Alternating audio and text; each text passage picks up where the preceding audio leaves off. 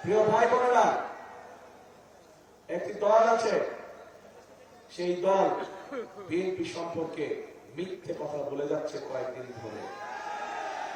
আপনাদের নিশ্চয়ই মনে আছে, আজও দেখলাম তারা বলেছে তাদের দুজন সদস্য 2001 থেকে 2006 পর্যন্ত আমাদের সাথে সরকারে ছিল।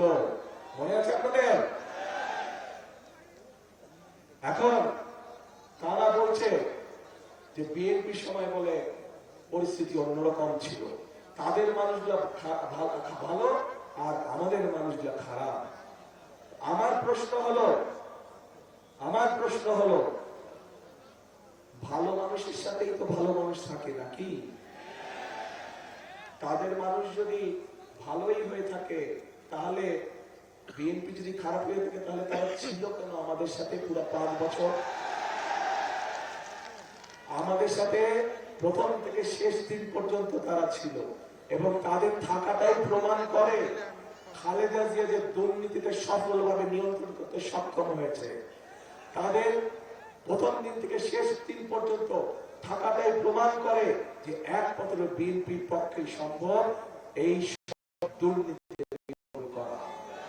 এবং তাদের প্রথম দিন থেকে শেষ দিন পর্যন্ত থাকাটাই প্রমাণ করে যে বিএনপি পারে একমাত্র এই দেশকে সঠিক দিক নির্দেশনা দিয়ে পরিচালনা করার জন্য।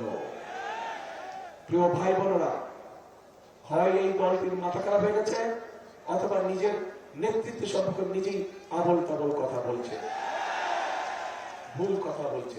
কাজে সেই বিতর্কে আমরা যেতে চাই না। আমাদের শক্তি হচ্ছে বাংলাদেশের জনগণ। আমাদের শক্তি যেহেতু বাংলাদেশের জনগণ, সেই জন্য বাংলাদেশের জনগণের কাছে আমরা ফিরে যেতে চাই।